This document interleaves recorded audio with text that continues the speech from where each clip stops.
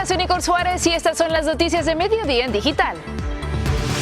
Noticias Telemundo Digital. Reunión en la Casa Blanca entre la vicepresidenta Kamala Harris y un grupo de Dreamers días después del fallo de un juez federal que suspendió las nuevas aplicaciones al programa DACA.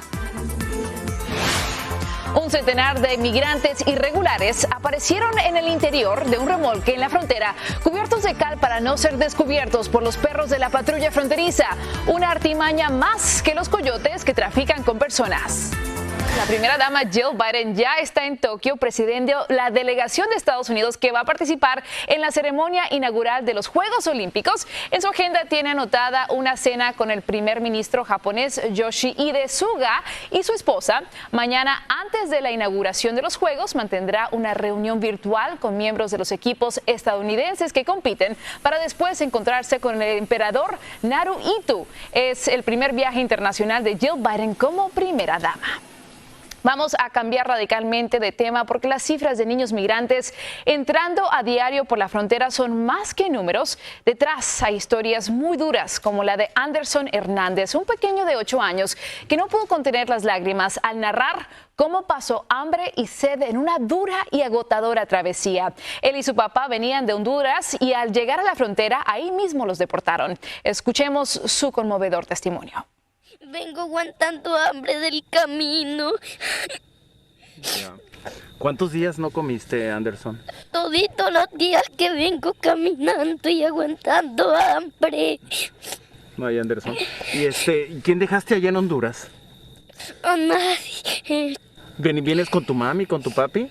No, mi mami murió. Ya. ¿Hace cuánto murió? Hace 3 meses. Qué difícil. Nuestro corresponsal Edgar Muñoz está con la familia del pequeño Anderson y nos va a contar lo último sobre su rápida deportación a México y lo podrá ver esta tarde en Noticias Telemundo con mi compañero José Díaz Balar. Los traficantes de personas en la frontera sur del país utilizan la técnica de cubrir de cal a los migrantes que van a cruzar para no ser detectados por los perros policía que rastrean vehículos en los que pueden viajar escondidos. Así ocurre hace unas semanas en el sector fronterizo de Laredo, donde fueron halladas 100 personas completamente cubiertas de cal y de un detergente de limpieza en el interior de un remolque soportando altas temperaturas. ¡Qué peligro! Y se realiza la primera audiencia en el Senado en una década en busca de un camino a la ciudadanía para los millones de trabajadores agrícolas indocumentados. El secretario de Agricultura, Thomas Vilsack, expresó su apoyo a una ley que moderniza la fuerza laboral agrícola. También en el Senado estuvo Shane Myers, conocido por haber regalado 350,000 libras de espárragos de su finca en Oregón debido a que no tenía mano de obra para cosecharlos. Myers tiene claro que hay que regularizar a los trabajadores del campo. Hay tantas personas que han venido para mejorar su vida en este país y han ayudado a este país a mejorar su situación económica también. Y nosotros tenemos el deber como país y como empleados, como humanos, de ayudar a esas personas a arreglarse el papeleo y tener esta estabilidad viviendo en este país.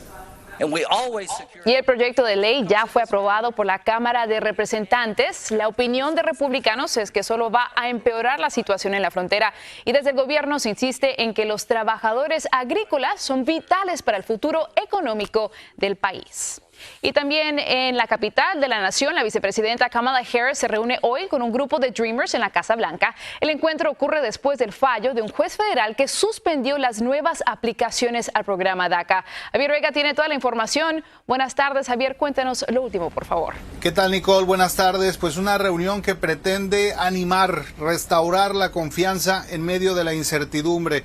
La vicepresidenta Kamala Harris recibió a este grupo de Dreamers en su despacho oficial y desde el principio fue muy clara, fue tajante. Esta es su casa, los vemos y no están solos. Ante estos jóvenes prometió que la administración Biden trabajará con todo su empeño y que no descansará hasta conseguirles un camino a la ciudadanía. Y sobre la decisión reciente de un juez que suspende las nuevas aplicaciones al programa DACA, anunció que el gobierno del presidente Biden apelará esta decisión. Y es que no han sido días ni semanas fáciles para los jóvenes soñadores. Se lo dijo de frente a la vicepresidenta, una de estas jóvenes, Diana Bautista, desde Los Ángeles, California, a través de una videoconferencia. Ella es una joven indocumentada de 19 años que se quedó a prácticamente 30 días de que se aceptara su aplicación al programa DACA, y ahora le dijo a la vicepresidenta: estoy devastada, hay días donde no puedo dormir. Fue lo que le compartió a ella y a este otro grupo de Dreamers que se encontraban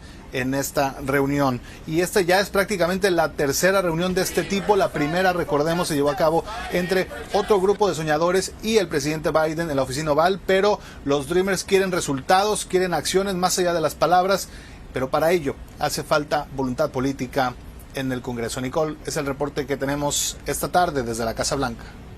Javier Vega, muchísimas gracias por tu reporte.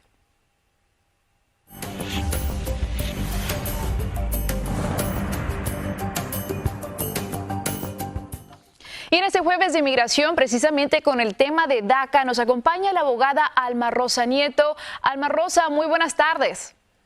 Muy buenas tardes, Nicole. Como bien acabamos de mencionar, un juez federal de Texas ordenó el viernes pasado el fin de DACA, que es una orden que se aplica en determinados casos. Alma Rosa, ¿a quiénes afecta exactamente? Esto afecta, hay que recordar que no afecta a los que ya tienen DACA. Van a poder seguir renovando sus permisos de trabajo y el DACA. Esto afecta a los primerizos, a los que querían ingresar una solicitud, a los que ya ingresaron una solicitud y estaban pendientes a una decisión final. Estos casos van a ser suspendidos o congelados dentro de UCIS. ¿Qué pasa con los jóvenes que ya han aplicado a DACA y ya recibieron la cita para que les tomen las huellas?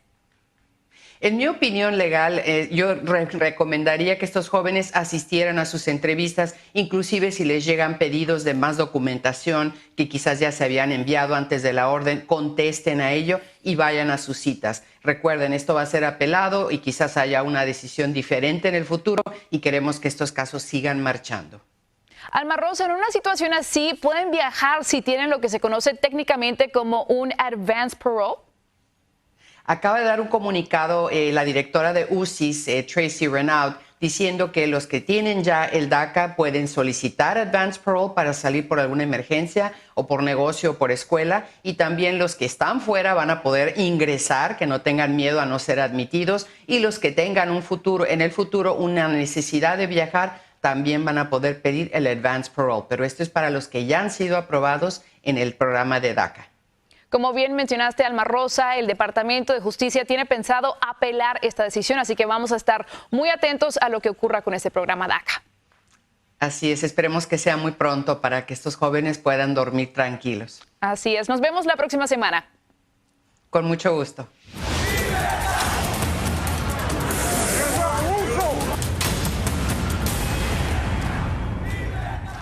Entre 10 meses y 1 año de cárcel son las condenas que han recibido 12 de los arrestados durante las históricas protestas iniciadas en Cuba el pasado 11 de julio. Todos fueron sometidos a un juicio sumario en el que solo 2 tenían asistencia de un abogado. Uno de los condenados es el cineasta Angelo Troya, realizador del ya famoso videoclip Patria y Vida, que según su hermano fue detenido no por manifestarse, sino por filmar lo que estaba pasando. Y después del inicio de estas históricas protestas en Cuba contra el gobierno comunista, un comunicado de la organización Black Lives Matter publicado en Instagram ha desatado una gran polémica, especialmente entre los jóvenes. En ese comunicado se afirma que las protestas son el resultado del trato inhumano del gobierno de Estados Unidos hacia los cubanos de la isla y pide además el levantamiento del embargo que, según dice, es un castigo a la soberanía de Cuba. Para hablar de este asunto, le damos la bienvenida a Marley Pulido, un joven historiador y activista cubano de raza negra. Buenas tardes, Marley. Hola, buenas tardes. Marley, ¿cuál es tu reacción a este comentario?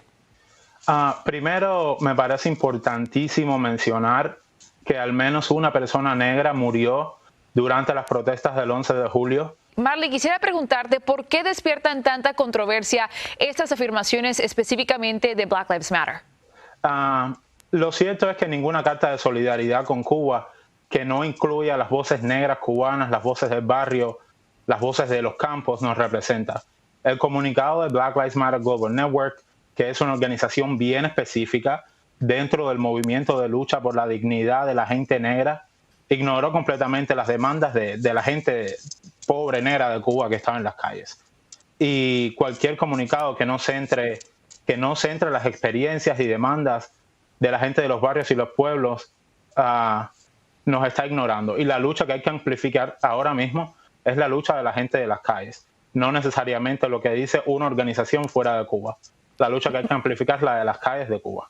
Marley, ¿dirías que ellos tal vez estaban ignorando también y prácticamente librando al gobierno de Cuba de sus acciones?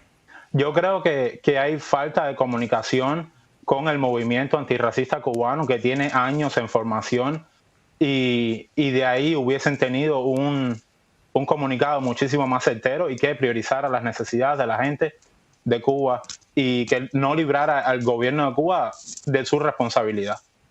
Cuéntanos cómo los jóvenes negros cubanos están teniendo un papel importante en estas protestas. Yo ahora mismo no vivo en Cuba, así que mis palabras son mi interpretación de la realidad, pero yo veo mucha gente pobre, gente de los barrios y los pueblos, gente de otras identidades marginalizadas que ven las desigualdades de Cuba como reales, que no es un invento que no es solamente culpa del embargo, del bloqueo, que son desigualdades reales y que nos están tomando en cuenta, especialmente durante la pandemia del COVID. Claro, porque hay una historia también de racismo contra los negros en Cuba. Marley, aunque tú vivas aquí en Estados Unidos, llevas el Instagram, la cuenta Historia Negra de Cuba. ¿Cuál es tu objetivo? Historia Negra de Cuba es un archivo digital en construcción para contar las historias de la gente negra y afrodescendiente cubana de la isla y de la diáspora, con todos sus matices y sus complejidades. Y lo cierto es que aun cuando las contribuciones de la gente negra cubana a la identidad cultural de la isla son más o menos reconocidas, la humanidad y complejidad de nuestras identidades tienden a ser simplificadas, comercializadas y también criminalizadas, no solamente por el gobierno de Cuba, sino también por gente de la derecha y de otras vertientes políticas. Y lo que queremos hacer con Historia Negra de Cuba es soñar un futuro en el que la felicidad y la libertad de la gente negra de Cuba sea priorizada. Marley, muchísimas gracias por estar aquí con nosotros. Muy importante entender la historia para que no se vuelva a repetir. Que tengas un bonito día. Gracias. Síganos en nuestras redes sociales para más noticias y visite noticiastelemundo.com.